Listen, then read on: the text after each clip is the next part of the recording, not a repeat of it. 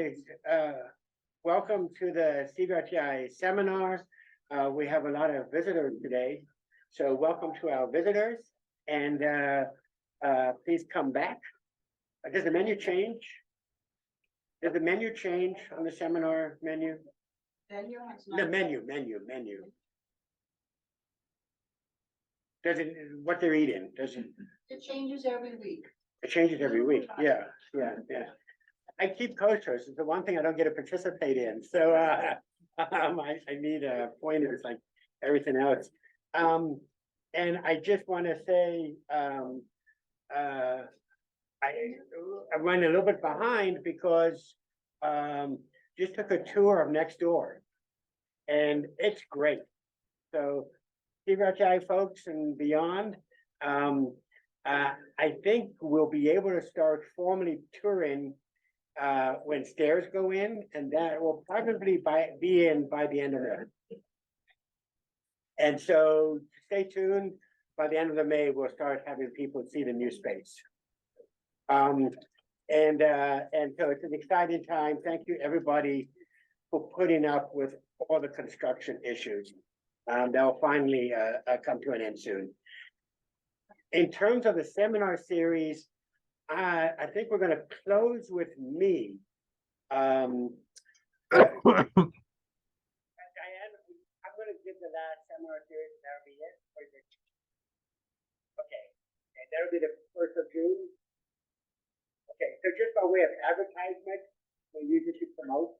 So June 1st, I'll give a only discussion of the transition from post-op to beyond. What comes next?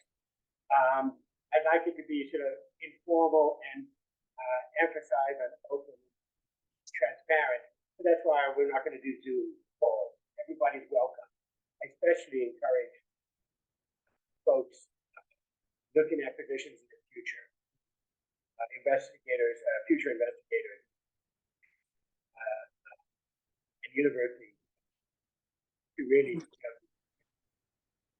that'll be June 1st, and then we'll be on hiatus in summer. And so, with that, I want to welcome Clayton. And I just confirmed what seems like Zach really is a West Coast. And so, Santa Barbara, and I didn't have time in between, but let me jump to San Diego State. Right? And so did his bachelor's in San Diego, which is gorgeous, as well as his master's in exercise physiology.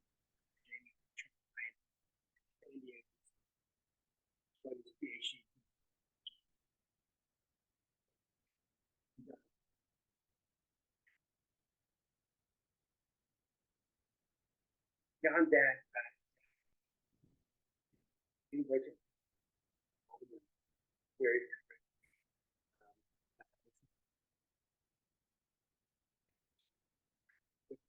focus, their aging.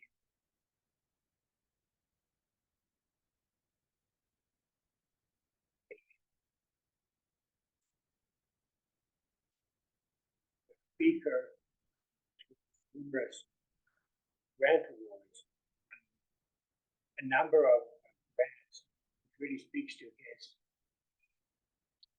ability as a collaborator.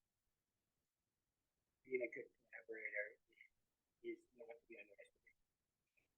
In addition,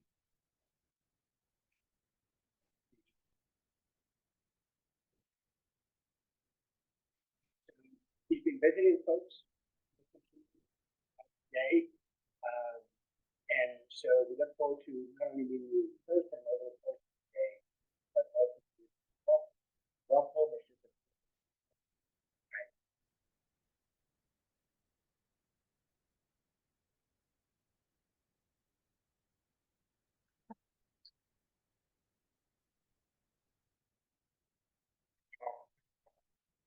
Title of my talk today is Accelerated Vascular Aging Used by Common Chemotherapeutic Agents.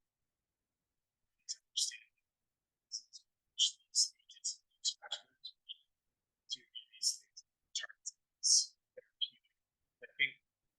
ways that we can aim therapeutics to. I'd like to firstly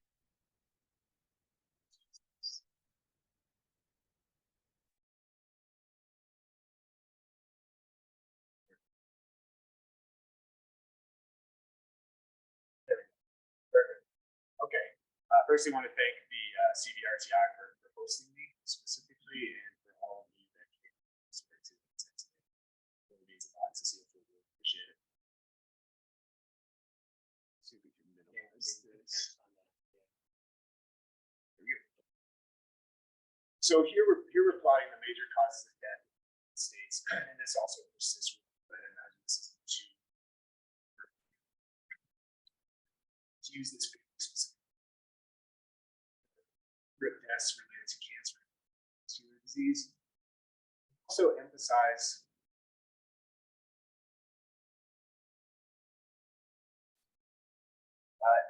the interrelation between cancer and vascular diseases. This would be the broad overarching biomedically.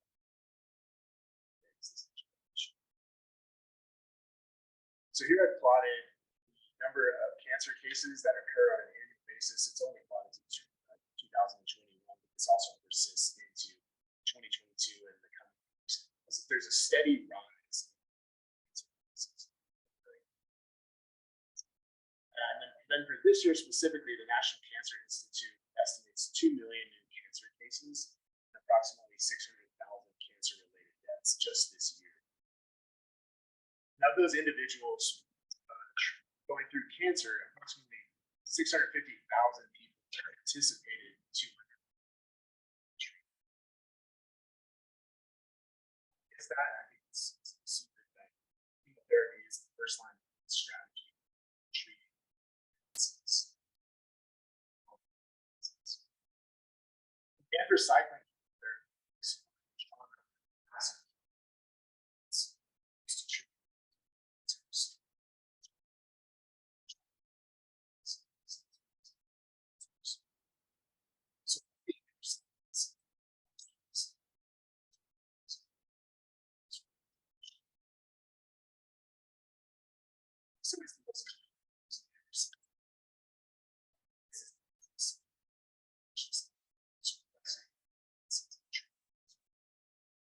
so the drug is out 3 common cancers treated with Doxorubicin, which are leukemias, breast cancer,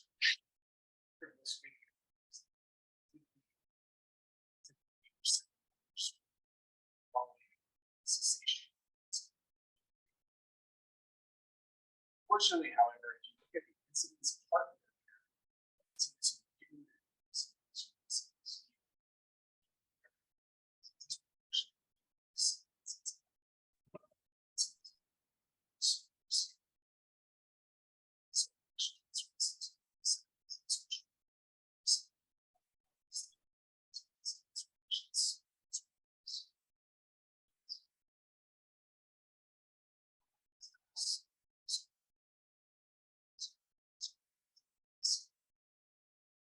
in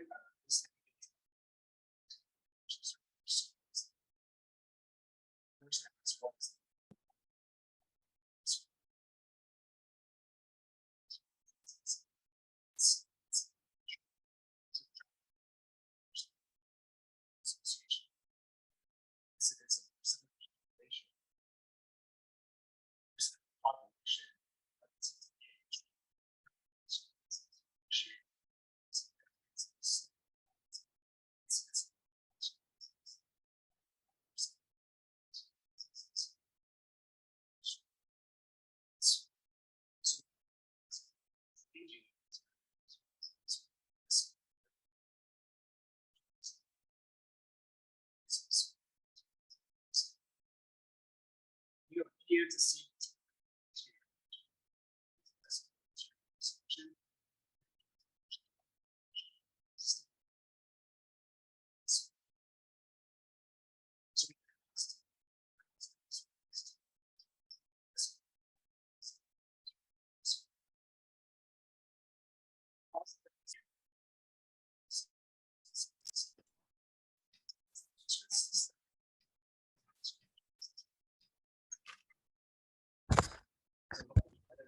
meta-analysis recently published a couple of years ago emphasized that anti-cancer therapies increase arterial stiffness, and the role of the endothelium has also been reviewed in a large cardiovascular journal here. So what these two large studies emphasize is that cancer therapy increases arterial dysfunction, but what these papers really highlight is the mechanisms by which this vascular dysfunction occurs is largely unknown. So given what we know about vascular aging, we then ask the question, is doxo chemotherapy a model of accelerated arterial or vascular aging?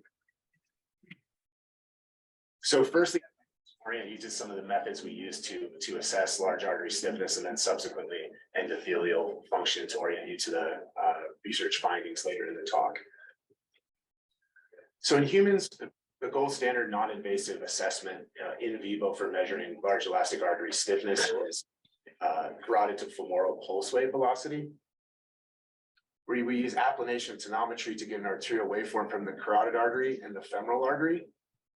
And then our corollary measurement in mice, because I was showing mouse data, is relatively similar, but rather than using the carotid artery to femoral artery, we use the aortic arch to the abdominal aorta.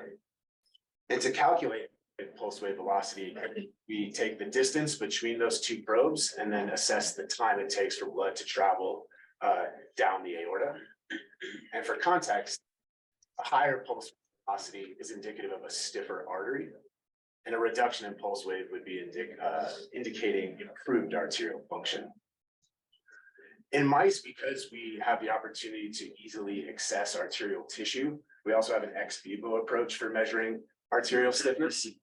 And that's where we use isolated aortic ring segments and a pin myograph technology, where we can load these aortic rings onto these pins that contain force transducers, and we can increase the strain on the arterial wall by continuously expanding these pins and measuring the force by which the aorta is displacing on these pins. And this is indicative of intrinsic mechanical wall stiffness of the aorta ring. So it provides an ex vivo measure of what we're assessing in vivo in mice. And then we do this assay until the aorta ring breaks. And then we assess the linear portion of the high force region of this curve, and we measure the slope. And that's how we calculate the intrinsic mechanical stiffness of the aorta ring. Then for this endothelial function, we're largely interested in the nitric oxide mediated component of endothelial function. As we know, the bioavailability of nitric oxide reduces with advancing age. And so we use assays to look at the nitric oxide component to endothelial function.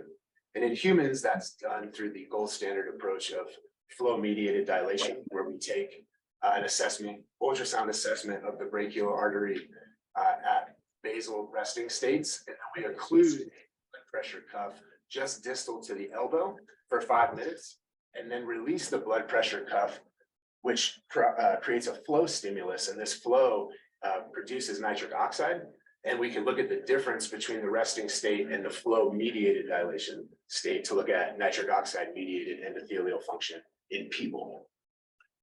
And our mouse corollary measure of this is with excised carotid arteries, where we excise the carotid artery from the animal and we time it to fine glass pipettes in a physiological saline solution under a microscope. And we promote nitric oxide production by administering acetylcholine, which activates the enzyme that produces nitric oxide in the endothelium to promote vasodilation. We do increasing doses of acetylcholine to get a dilation curve in this case.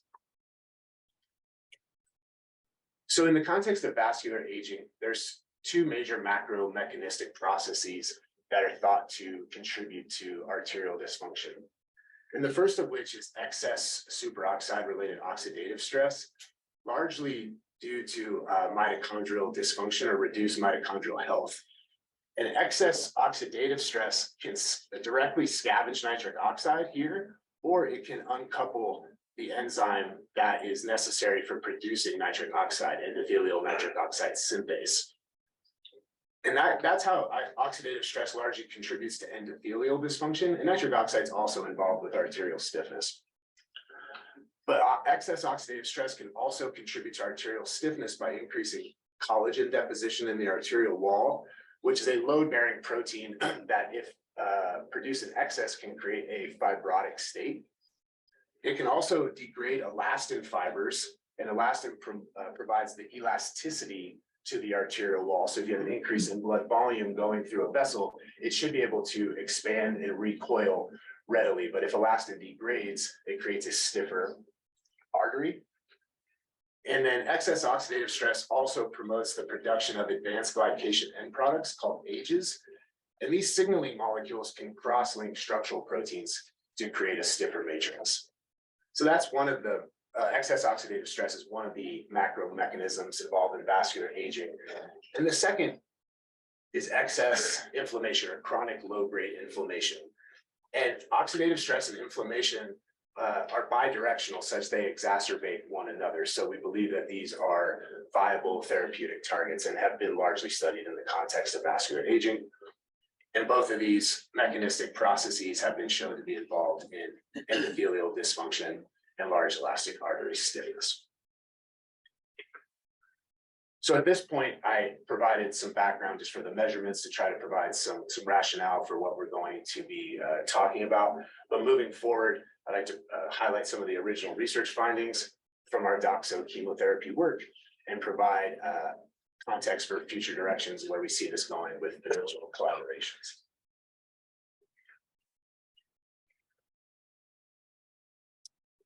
So upon starting my postdoctoral fellowship, I was fortunate to come aboard a T32 training grant at the University of Colorado Anschutz Medical Campus through their Division of Renal Diseases and Hypertension, as we have a great working relationship with them up in Boulder. And the purpose of this study was to determine the mechanisms mediating large elastic artery stiffening following DOXO chemotherapy. To do this, we use a relatively straightforward study design where we used two groups of young animals, one of which was injected with a saline control or 10 milligrams per kilogram doxorubicin. And for relevance, 6 months is approximately 25 to 30 years old in people in this C57 Black 6 mouse strain. And then we use an old reference group of 27 months of age, which is roughly 85 to 90 years of age in people. And for context, additional context, we injected 10 milligrams per kilogram doxorubicin, as that is approximately the cumulative dose of what a 70 kilogram human may receive throughout their chemotherapy treatment. And the literature suggests that cardiovascular events are more related to the cumulative dose received throughout chemotherapy rather than the single time point. So essentially for time's sake, we gave it as a single bolus. So here's to show you some of our data related to doxorubicin and arterial stiffness in mice. So this is our assessment of aortic pulse-wave velocity. And again, that's our in vivo measurement of large artery stiffness.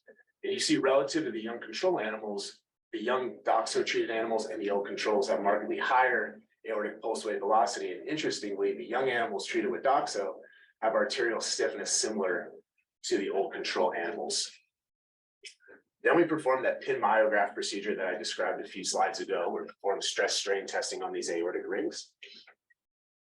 And you can, as I described earlier, we take the slope of the linear portion of this high force region. You can appreciate the young DOXO and old control animals have a much steeper high force region.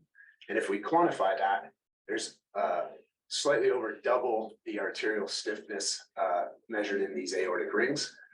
So at this point, we know that if we injected doxorubicin in vivo, there is large elastic artery stiffness, but that does not tell us necessarily that there's a direct effect of doxorubicin on arterial stiffness. So to answer whether or not there is a direct effect, we excised aortic rings from young, healthy, intervention naive, sex-matched Black 6 animals and exposed them to control culture conditions or doxorubicin. And what we found was relative to the control culture conditions, there was a large increase in stiffness as measured by this elastic modulus technique. suggesting to us that doxorubicin does indeed directly increase arterial stiffness. And then we use this experimental approach to answer some mechanistic questions. So from these animals that were treated in vivo, we performed a multiplex cytokine array to look at the role of inflammation in aortic lysates. And of all the cytokines we measured, we found that tumor necrosis factor alpha, or TNF alpha, was the most increased with DOXO, and the levels were similar to what we observed in old control animals. So then after making this observation, we asked, does TNF alpha directly contribute to arterial stiffness induced by DOXO? And to accomplish answering that question, we used a small molecule inhibitor of TNF alpha called C87. And we repeated the ex vivo experiments shown in the previous slide, where we used control culture conditions or doxorubicin culture conditions, then with or without the presence of this small molecule inhibitor of TNF alpha.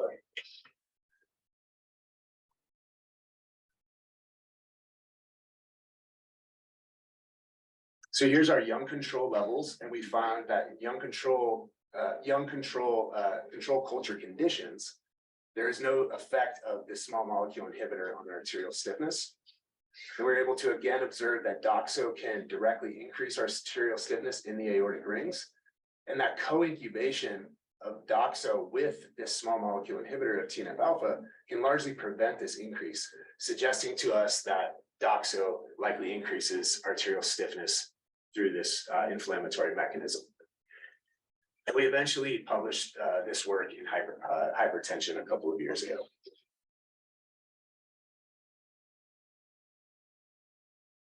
Can I ask IT to come? It says my computer it's charging, but there's not. And then, oh, you're unplugged it? Did it get unplugged? I just don't want the computer to die. Yeah. Oh, I think we're set now. Oh, was it just a loose plug? It must have just been loose. Just power here? Yeah, just didn't want it to go dark. Talking right now. Yeah, I heard it go. Should be fine. Yeah, thank you.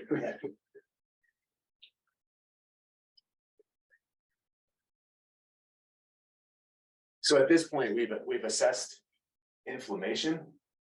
And so for our next series of questions, we wanted to look at the role of mitochondrial oxidative stress, again, looking at these two. Yes. You have a quick question. Sure. So the DOX injections in the young mice. So what's the timeline between injection and the measurements? Thank you for asking. We assessed pulse wave velocity 4 weeks after. And I didn't show those data, but what we used to create that premise was we did a baseline assessment of aortic pulse wave velocity, injected doxorubicin, and then tracked arterial stiffness weekly for eight weeks.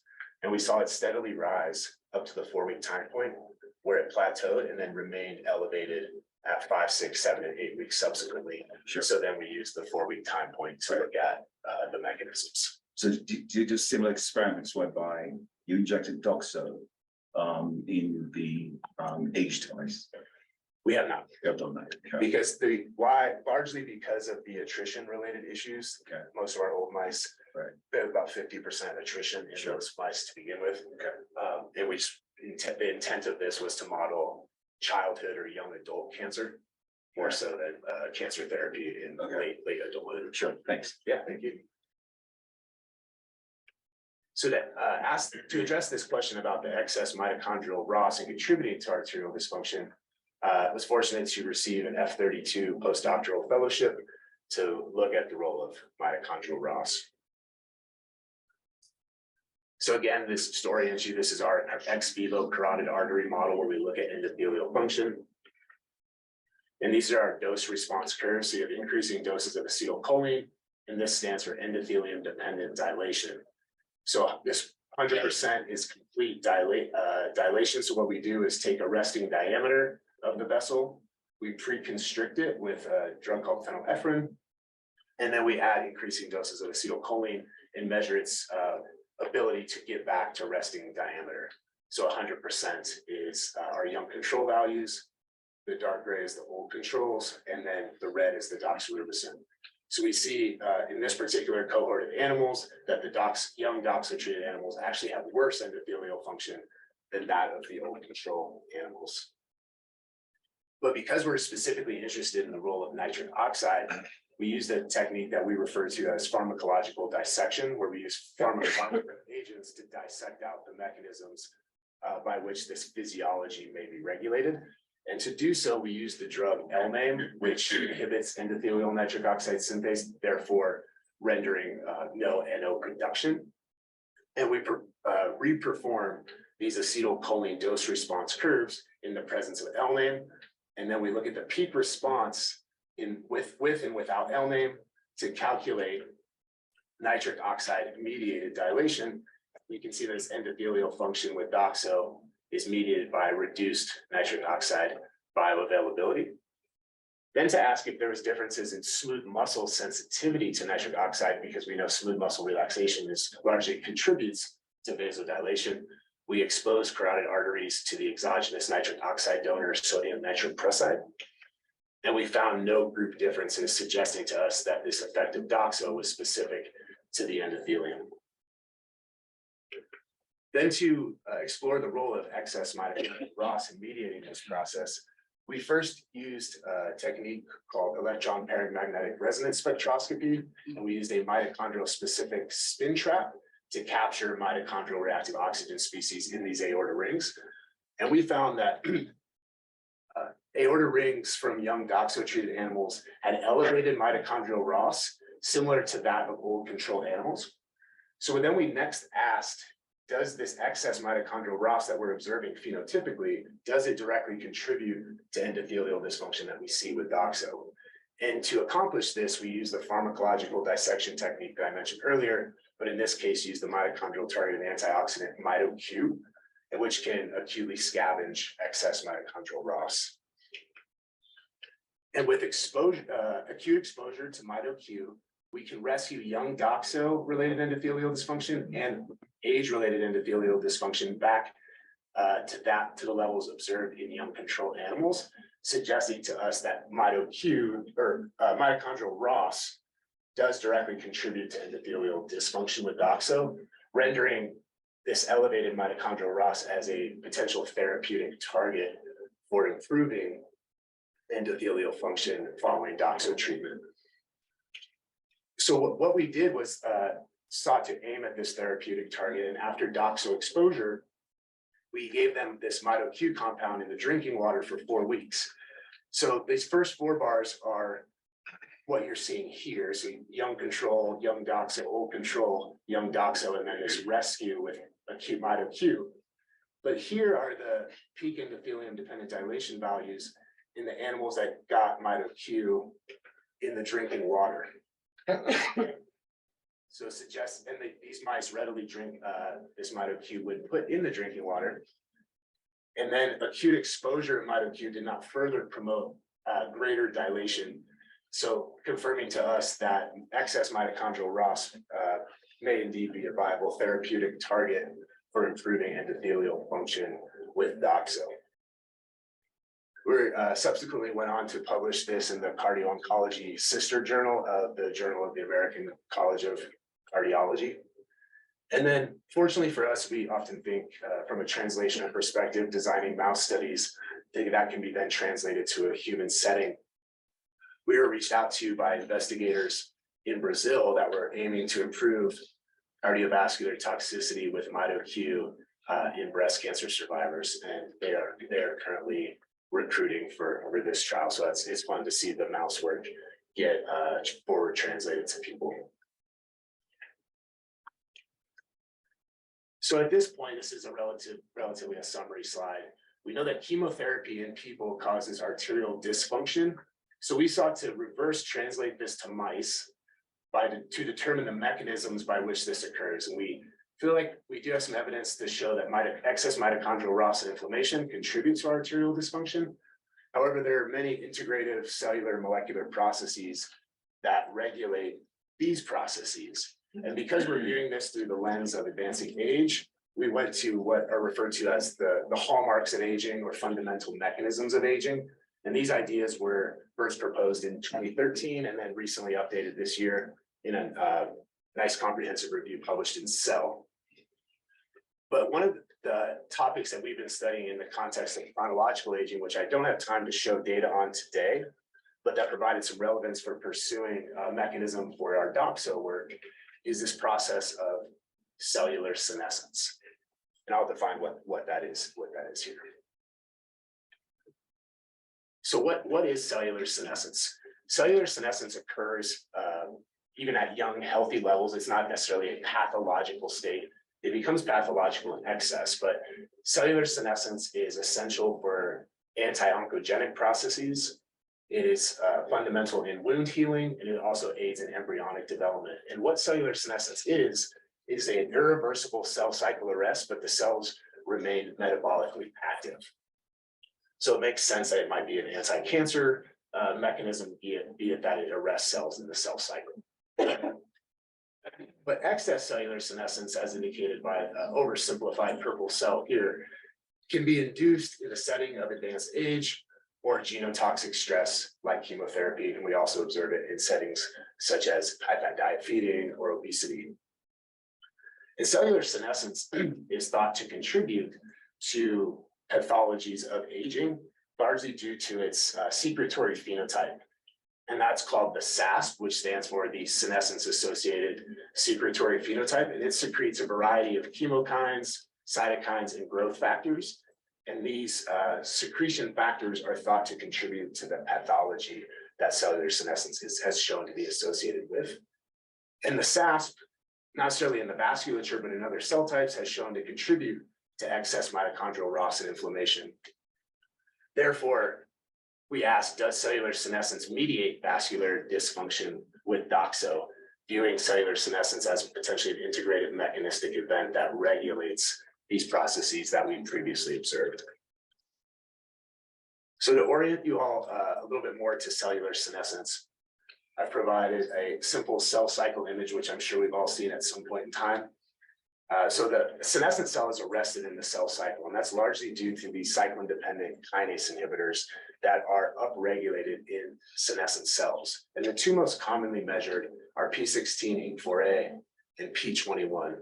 And my colleague, Dr. Matt Rossman, in collaboration with Dr. Donato, who I know is joining the CVRTI, published this paper, which is the first human evidence that cellular senescence may be elevated in the vasculature with aging, but in humans specifically.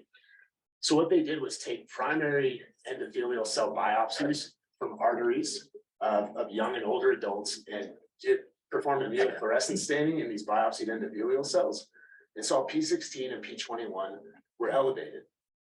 So as an interesting, again, phenotypic observation, so to try to gain some causal evidence with this cross-sectional study in people, they related P16 and P21 fluorescence to these subjects' endothelial function.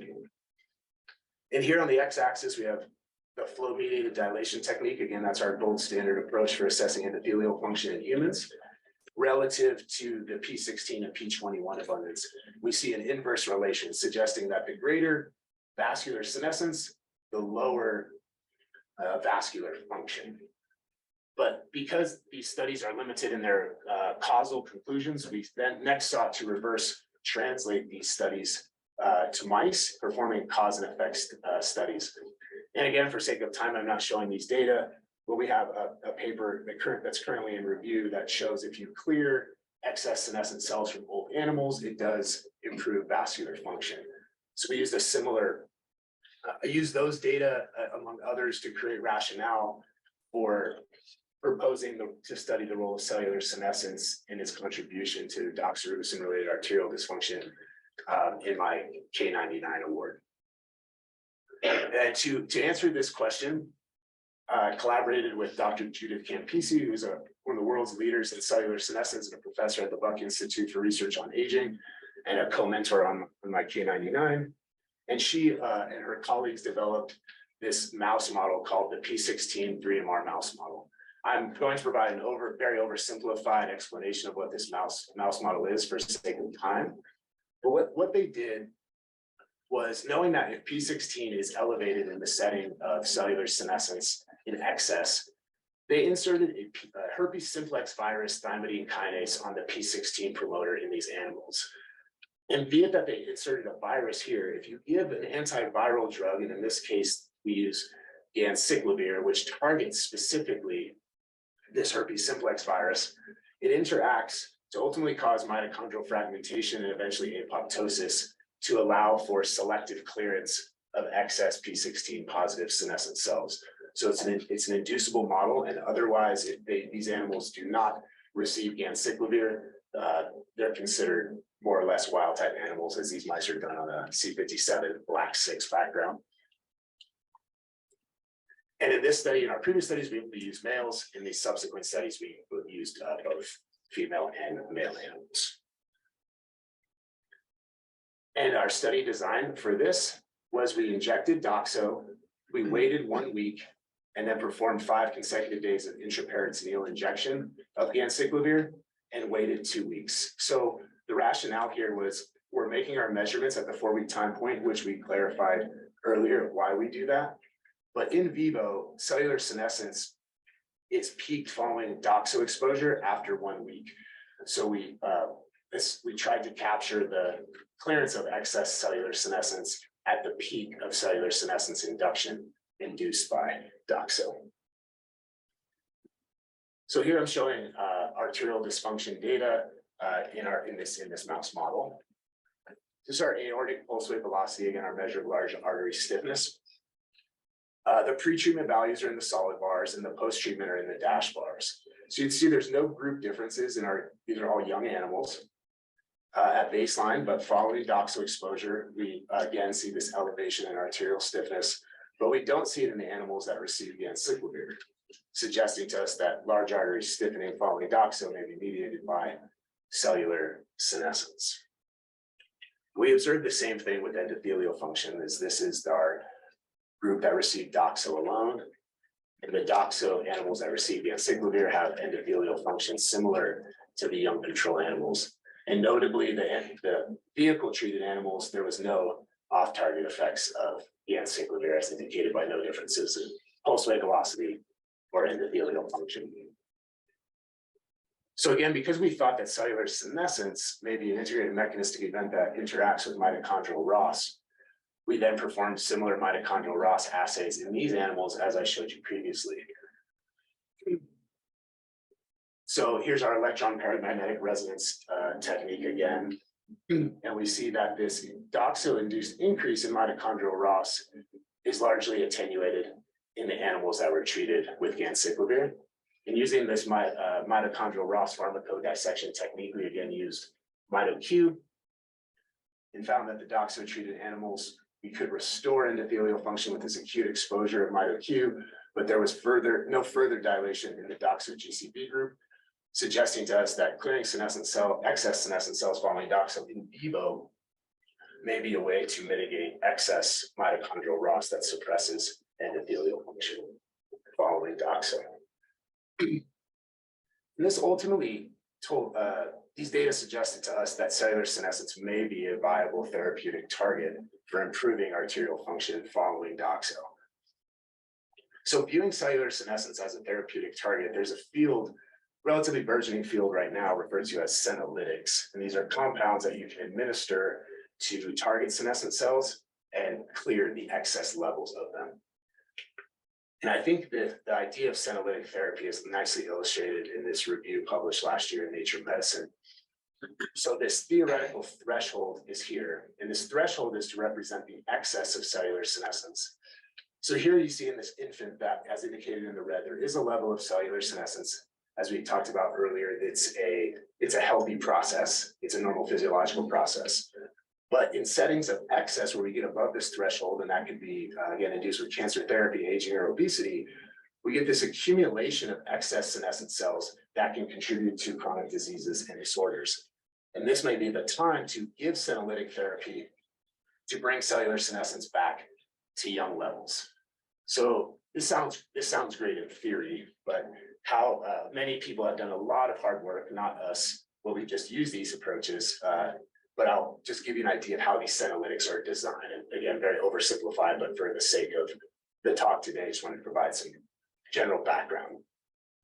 So here we're zooming in on this senescent cell that we illustrated earlier. And a senescent cell remains in this arrested cell cycle state because it upregulates anti-apoptotic genes and proteins, and one of which is a protein called BCL2, and that's to promote anti-apoptosis. So a lot of senolytics have been designed to inhibit these anti-apoptotic pathways, thus allowing these senescent cells to undergo apoptosis and be cleared. And one of the more commonly used senolytic compounds is referred to as navitoclax, or ABT263. I'll refer to it as ABT263 for the remainder of the presentation. And these senolytics are dosed in what we refer to as an intermittent dosing paradigm of daily for 1 week, 2 weeks off, and then daily for 1 week. And that's to acutely clear these excess senescent cells, where the literature suggests that chronic senolytic therapy may suppress cellular senescence beyond what is normal physiological levels, which then become pathological. So senolytic therapy and its relation to arterial dysfunction. So we saw similar to the genetic approach that the animals treated with ABT263 are prevented from the DOXO-induced increase in large artery stiffness and endothelial dysfunction. And we see similar mitochondrial mechanisms as we did with the genetic model of prevention of mitochondrial ROS reduction from our vasculature samples, which is in the aorta. And then the suppression of excess mitochondrial ROS in mediating endothelial dysfunction with DOXO, as indicated by no further improvement in dilation in the DOXO ABT263 treated animals. And in these animals, we also assessed inflammation by a gene expression panel that's specific to cellular senescence. And here I'm just illustrating this in a heat map. So the darker it gets, this is all a full change relative to the vehicle treated animals. So the DOXO treated animals have higher senescent markers, and these are all inflammatory markers that are specific to cellular senescence. And vascular endothelial growth factor tends to go down in the setting of senescence. And that the animals treated with ABT263 seem to have a prevention from this DOXO-related increase. So the senolytic therapy or targeting cellular senescence seems like it may be a viable way to suppress excess mitochondrial ROS and inflammation in the setting of DOXO to ultimately preserve vascular function. But to take these studies a step further and provide a unique training vehicle for myself, we're assessing the role of plasma or circulating factors in mediating arterial dysfunction, given that the circulating milieu is in frequent contact with arteries, that we posit that it may be contributing to vascular dysfunction. So what we did was take plasma from 3 different group conditions: our control animals, DOXO treated animals, our DOXO animals genetically removed the senescent cells, and we exposed this plasma to sex and gene matched naive aorta rings to ask, does the plasma directly contribute to aortic stiffness? And the plasma was incubated for 48 hours, and we found that plasma from the DOXO treated animals, and we've also observed this with chronological aging, can increase stiffness in these aorta rings. And then if we look at the donor plasma mouses, plasma-induced arterial stiffness relative to its pulse wave velocity, we do see a significant correlation, suggesting that to us that the circulating milieu may be contributing to large artery stiffness. And this is particularly relevant for senescence because senescent cells can secrete those SASP factors not only cell to cell in an autocrine or paracrine manner, but also in an endocrine manner where they secrete it into the systemic circulation. And we observe similar phenotypes in our ABT263 treated animals. These are the same graph orientations as above. But interestingly, with this targeted senolytic, we saw a much tighter linear regression, which we plan to look into further. But with our chronological aging work, we took this a step further and asked what in the circulating milieu might be inducing these changes. And we put forth the plasma to plasma proteomics in collaboration with a company in Boulder called Senolytic. And this is just our top 200 hits of proteins that were elevated with aging or reduced with aging and differentially regulated in our old animals that were treated with anciclovir cleared of senescent cells, suggesting to us that this may be a viable way to begin to ask what in the circulating milieu might be influencing these arterial phenotypes. We subsequently performed KEGG pathway analyses, and interesting to me and us was this top hit of changes in glycolysis and gluconeogenesis. So this change in metabolism, and where we start thinking about this is a senescent cell has markedly dysfunctional mitochondria. So a senescent cell may rely more heavily on glycolytic metabolism for ATP production and health maintenance. And there is some interesting evidence starting to come out that changes in glycolysis may influence arterial stiffness. So we think this might be an interesting way to go in the future. But just to provide context for this, we're not yet there with our DOXO work, but this summer we plan to send plasma out for proteomics, perform a bioinformatics analyses, and I'd like to try to take it one step further, where we perform cause and effect studies such that we ask of the proteins that were changed with DOXO and our senolytic therapy, which have the most physiological plausibility of influencing arterial function, and perform either gene silencing or add back techniques where we can look at the direct effect of these factors on arterial function. And just to show plausibility of this approach, in our paper published a few years ago, we found that DOXO plasma could induce excess mitochondrial ROS as measured by mitosocs in human umbilical vein endothelial cells in culture. And following, we performed an inflammatory analysis of the plasma, and we found that the major difference that we could observe was with this almost twofold reduction in VEGF. And if we corrected for this difference in VEGF and repeated these experiments, as indicated here, we found that we could prevent this DOXO plasma induced increase in mitochondrial ROS.